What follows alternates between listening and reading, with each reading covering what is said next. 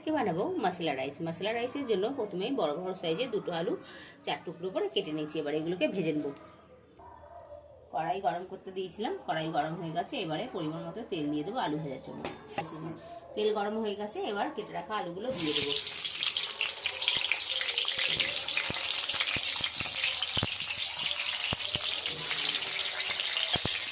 দিয়ে মিডিয়াম ফ্লেমে ভেজে নেবো যাতে আলুগুলো হাফ কুক হয়ে যায়।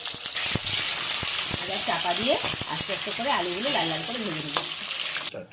মশলা রাইসের জন্য আমরা হাফ ক্যাপসিকাম কেটে নিয়েছি এখানে, আর নিচে একটা কুচিয়ে হচ্ছে টমেটো মিডিয়াম সাইজে, আর এখানে দুটো মিডিয়াম সাইজে পেঁয়াজ কুচি করে নিয়েছি, আর এখানে 5টা লঙ্কা চিড়ে নিয়েছি। এদিকে একটা টমেটো হচ্ছে পেস্ট করার জন্য রেখেছি, আর কিছু গোটা মশলা রেখেছি এখানে, আর দুটো ডিম সিদ্ধ করে রেখেছি, আর কিছুটা চিকেন এনে এইরকমভাবে ভালো করে ধুয়ে রেখেছি।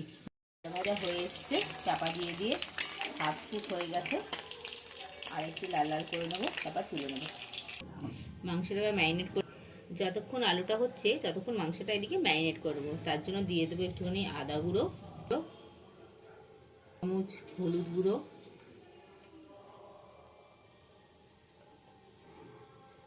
ওইখানে 5টা কাঁচা লঙ্কা দিয়েছি, তার অল্প একটু লাল লঙ্কার গুঁড়ো, আর হাফ চামচ জিরে গুঁড়ো, আর দিয়ে দেবো 1 চামচ মতো টক দই।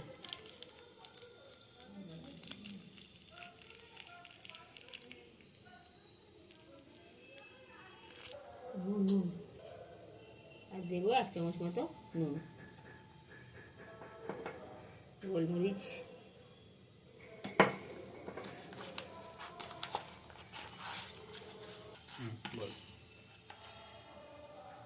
আলু ভাজা হওয়া পর্যন্ত এটা ততক্ষণ ম্যারিনেট হোক। কতক্ষণ রাখবি এটা? এটা 10-15 মিনিট রাখলেই হবে। 10-15 মিনিট ঢাকা দিয়ে 10-15 মিনিট রেখে দেবো। আলুটা মনে হয়ে গেছে, এবার আলুটা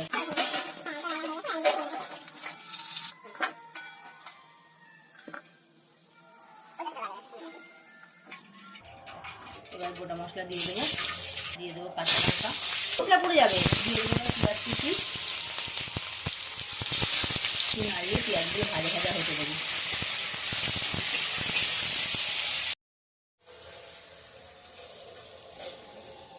চালটা ধুয়ে নিই, তুমি তারপরে নিয়ে আসবে। হ্যাঁ, এবার দিয়ে দেবো ক্যাপসিকাম কুচিগুলো।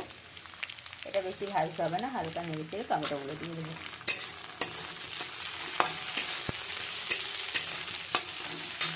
এরপরে দিয়ে দেবো টমেটো।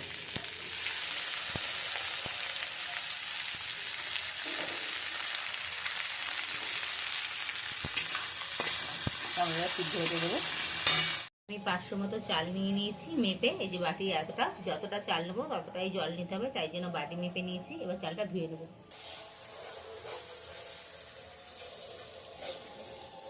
চালটা ধুয়ে নিই, তুমি তারপরে নিয়ে আসবে। হ্যাঁ, এবার দিয়ে দেবো ক্যাপসিকাম কুচিগুলো।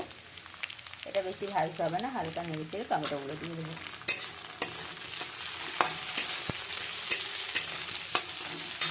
এরপরে দিয়ে দেবো টমেটো।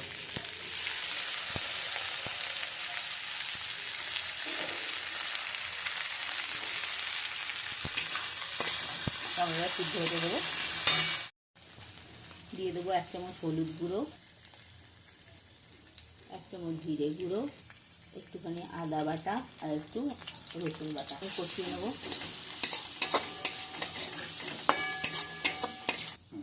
এরপরে ম্যারিনেট করা মাংসটা দিয়ে দেবো।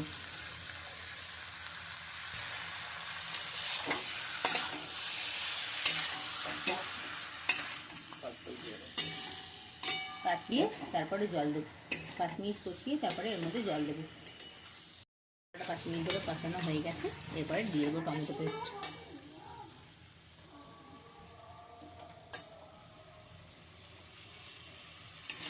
এটা নিয়ে 1 মিনিট কষিয়ে নেব।